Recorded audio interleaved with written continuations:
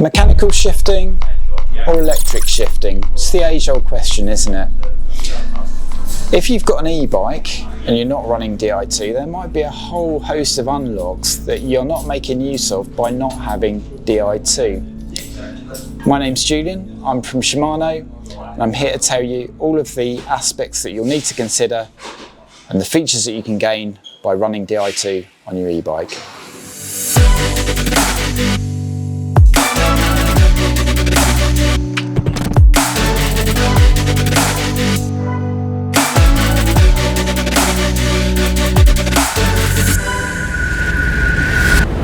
So let's look at why you would want to do this. Well, firstly, there's no batteries for you to charge. The Di2 derailleur is e-bike specific and it runs off the main battery of the e-bike. So nice and straightforward. In this day and age of having multiple batteries to charge, it's nice not to have to think about that. The next part is the quality of shift. So for the best will in the world with the cable-based system, there will be some degradation of the cables, and that can lead to the transmission being adjusted from time to time.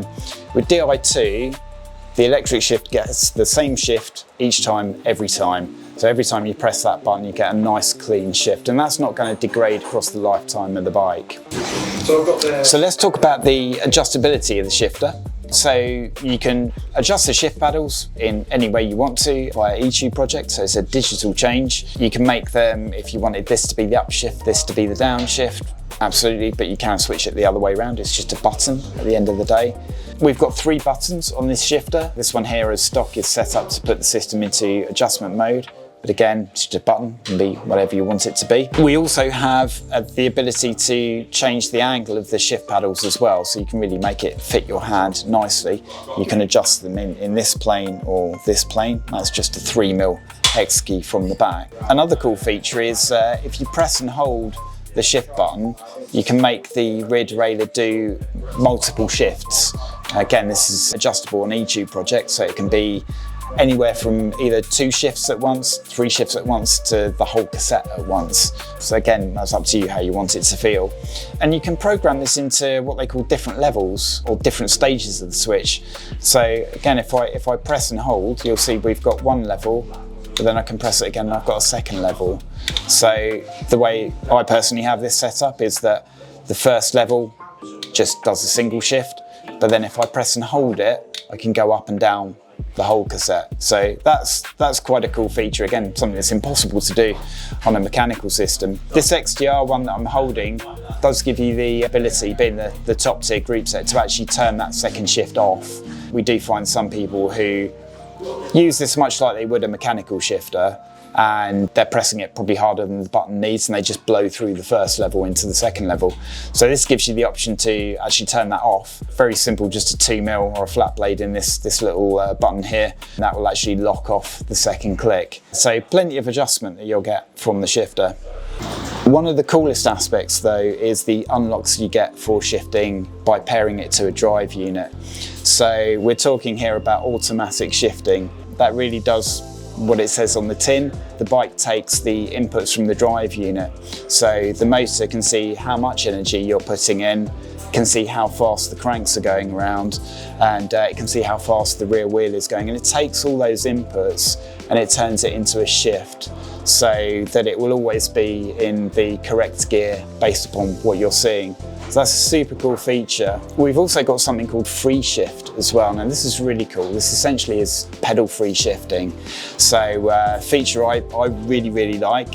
So imagine you're hammering down the trail and you're faced with a really steep climb the other side, and suddenly you're scrabbling around for gears. All your friends are going, oh, you know, your drivetrain's making all sorts of horrible noises.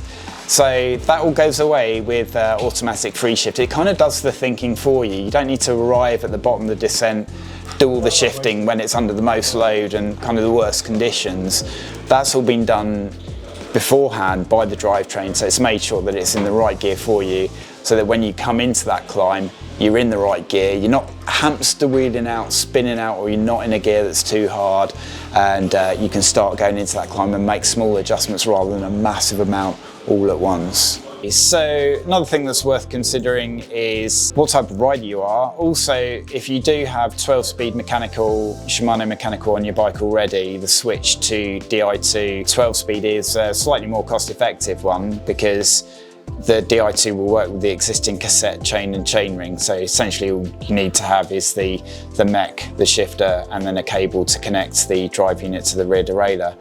So it's worthwhile thinking about that if pricing is on your mind. Also, in terms of rider, we do this in a 12-speed, also do it in an 11-speed LinkGlide as well. Now, difference between the two, if we start with 11-speed LinkGlide, if you tend to hammer your way through drivetrain components, you're riding a full-fat e-bike, you're riding every day, then you probably favour that durability that LinkGlide is going to give you. If, however, you're more on the SL side of things, maybe the speed of the shift is more important to you, then I would think about going for the 12-speed system, as it does offer the fastest shift that we do through the HyperGlide Plus cassette. Now you've thought about what type of rider you are and what type of system you've got on the bike, you can then decide which level of components to go for. So we offer these e-bike components all the way from XTR through to XT through to Deore. Now obviously with XTR you're getting the lightest weight and also the most adjustment. As I mentioned about the shifter, you get the most adjustments in the shifter. You go down to XT, that's still a very good option. Slightly less adjustable than you'll get with the XTR, but again, a really solid performing set of components. And then the Deore is the budget range of things. The shifter is a slightly different shape, so you don't get as much adjustability out of the shifter. But what they all share in common is the same type of shift feel. It's worth mentioning as well that all of these levels are available in 12-speed HyperGlide Plus and 11-speed LinkGlide.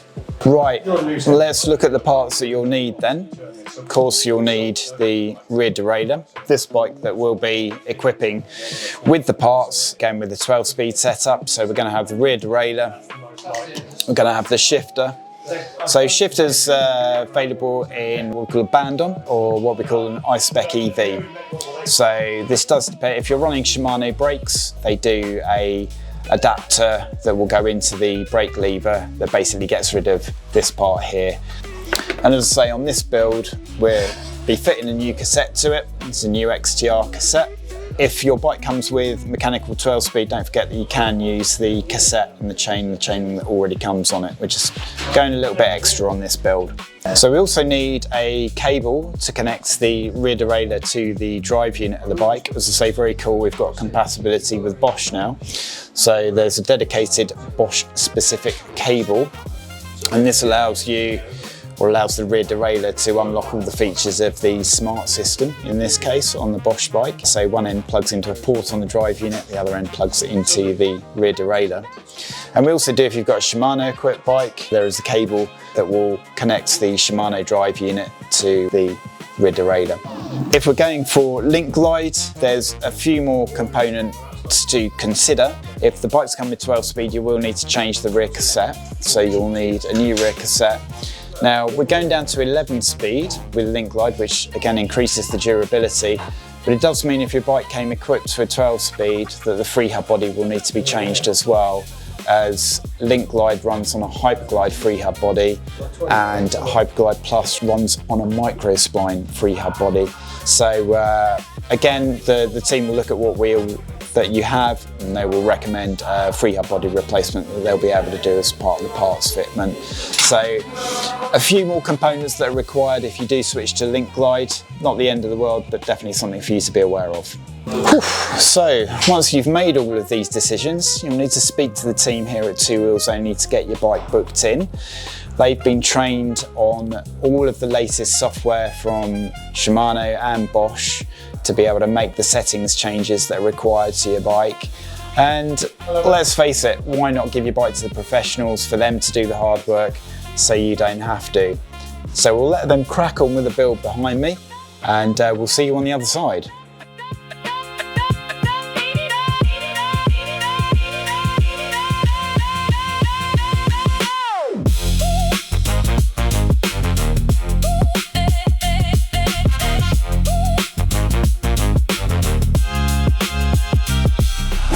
So you've had your e-bike upgraded to Shimano Di2, congratulations!